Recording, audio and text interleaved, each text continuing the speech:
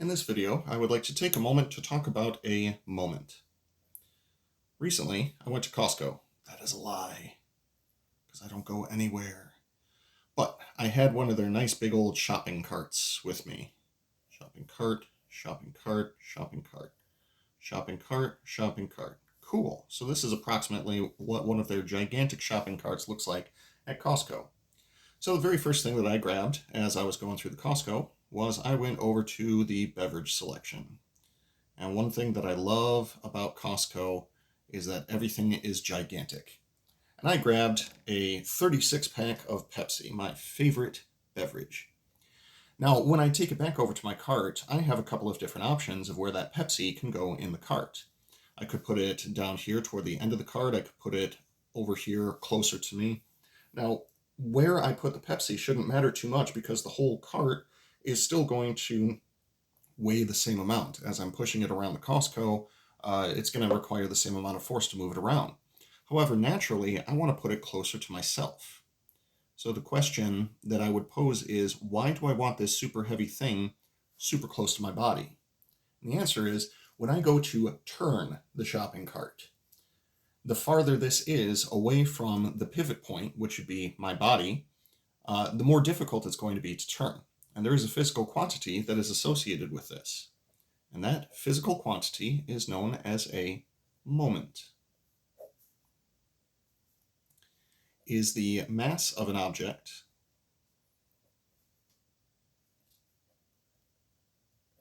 multiplied by a displacement. The moment of an object is the mass of an object multiplied by its displacement. Now, the larger a moment is, the more significance we have as soon as we start talking about rotations. Now, this is significant to rotations. The larger a moment of an object, the more difficult it is to rotate that object, whether it is a larger mass or whether it is a farther displacement from wherever you're rotating. So capital M is going to be equal to little m times a displacement. That'll be capital M for moment, little m for mass, and x for a displacement. Now, the displacement isn't always necessarily horizontal, but that's the sort of thing that can take place. It could be vertical, and at which point we would probably call it m times y, or something along those lines.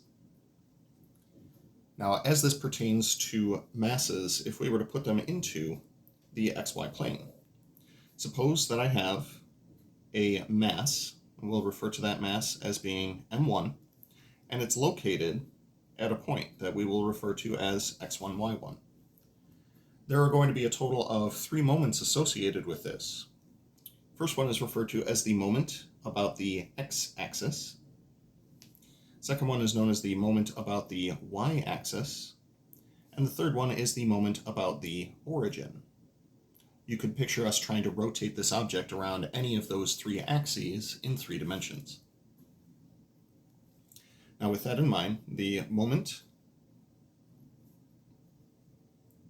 about the x-axis is referred to as capital M sub x. Now, this is to refer to the distance away from the x-axis. But the distance from the x-axis would actually be a vertical distance, which is why this moment is going to be m1 times y1. I realize it seems a little bit counterintuitive to say moment about the x-axis and then have a y value associated with it, but hopefully that explanation helps it to make sense. Now, we can also talk about a moment about the y-axis, which again would be treating the y-axis as our axis of rotation. The horizontal distance that we have from the point to get to the y-axis would actually be the x distance. So this would be m1 times x1. For the purposes of what we're doing in this section, we're not really going to talk about a moment about an origin too much, but you can imagine that the distance formula to get from the origin to this point would come into play.